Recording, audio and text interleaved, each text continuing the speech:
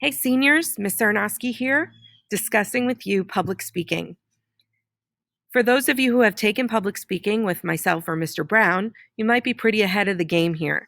But for those of you who haven't, this is a great opportunity for you to prepare for college, as most schools require public speaking as a required course. So it's best to get it out of the way now, eliminate some of those nerves, and put an experience under your belt so that you're more prepared for the future. This will also give your teachers an opportunity to hear what you have to say about your social issue. If you go through the Google slide, you will see that there are 5 sample speeches available for you in varieties of topics. 4 of those speeches are posted. The 5th speech is posted via YouTube and has some brief annotations about how the speaker incorporated some of the elements that I will talk about today. Ultimately, your speech guidelines are posted on that site in the form of a Google slide that I'm going to go over briefly with you today. Your speech needs to be roughly 4 to 5 minutes in length. When you are done writing your speech, you will submit a draft of your speech to turnitin.com, though your teacher might require you to do something different, so you should definitely check Google Classroom for the individual requirements for your English 12 teacher. A speech is not written like a traditional essay. Because you are reading your speech and delivering it at the same time, you want to make sure that your speech is easy to read, so your font size can be different, the margins can be different. There are no specific formatting rules. The same goes for a works cited page. Traditional works cited pages are not included in a speech because you verbally cite your sources as you say them. For example, if I have a quote from the New York Times in my speech, I will say, according to the New York Times or something similar, so that my audience knows that I got that information from a credible or reliable source. Your final speech will be published to your Google site so that your teacher can view it, and therefore you must dress appropriately. Yes, you have to get out of your pajamas for a day, and you need to film yourself delivering your speech. You can do this newscaster style, sitting at a desk, or you can stand at some sort of podium or table that you may have in your home, delivering your speech to your teacher. There will be more information on how to dress appropriately later on. When you write your speech, you need to keep in mind that this is both a persuasive and informational speech.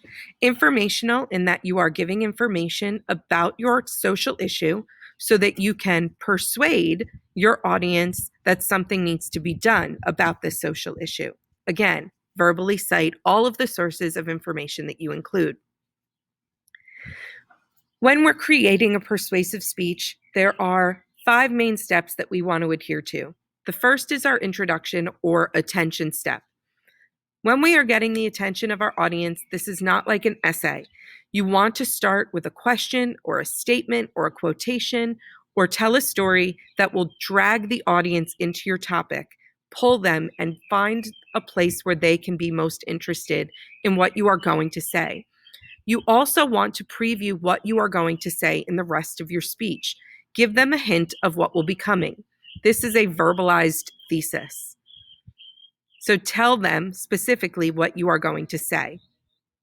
If your social issue is complex and needs to be defined, this would also be the place to do that.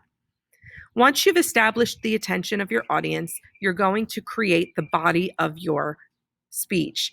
This comes in the next 3 steps: the need, the satisfaction, and the visualization steps. When you are describing the need, basically you are telling your audience why your social issue is important. Why is it a problem in this world? Why should we care about it? Why is this something that requires change or understanding? To satisfy that need, you can begin to show a solution or possible action that your audience can take to solve the problem. You can show where others have tried to do things to help the social issue, or what governments have proposed to solve this social issue, or local organizations have done. You can even discuss your personal philosophies. So again, unlike an essay, you can use personal pronouns, I, me, my, first and second, you, your, in your speech. When you visualize this step, the visualization step becomes what your solution looks like. You can take a positive or negative approach. So, positively, if your social issue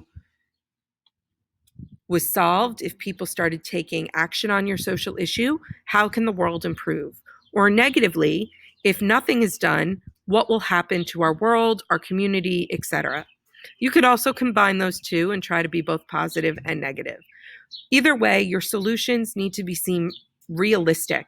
They need to be practical. They can't be things that are lofty, like, I'm going to solve world peace. I'm going to make the whole world safe. I'm going to eliminate war. Those things are not practical. Provide practical solutions and practical visualizations. Finally, your conclusion. Your conclusion should sum up what you said. Unlike an essay, we often encourage you to restate some key or main ideas in your solution step of a speech. You can also provide a specific call to action. For example, in a lot of commercials that you see, you have hotline numbers or donate money to this particular organization or go to this website. Those are calls to action. Those are short ways that people can immediately help your social issue. That is a definite bonus to a conclusion. You can identify your own personal intentions and how you plan on helping your social issue.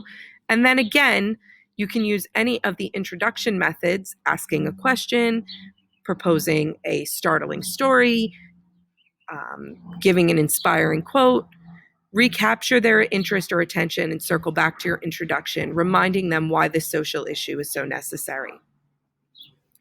When you're preparing your speech, you obviously have the ability to record it, so you're not delivering it live to your classmates. This means that your speech should be well memorized and delivered fluidly and fluently without many mistakes. To help you do that, you can write your speech in a different way. If you look at the sample speeches, I've provided you one written sample speech so you can see how I've formatted it in different font and things to make it a little bit larger, make it easier to deliver. In your video, we shouldn't see you looking down at a piece of paper frequently. You should find a way to deliver your speech and still maintain eye contact via the computer. And I know that sounds crazy, but do your best. Finally, look the part. Don't forget to dress for success. So again, get out of your pajamas, put on business attire, and do your best to deliver your information professionally and appropriately so that everybody can take as seriously your social issue as you do. Again, your teachers are available to answer any questions you may have. Your English portfolio site has samples that you can look at, and we wish you the best. Good luck.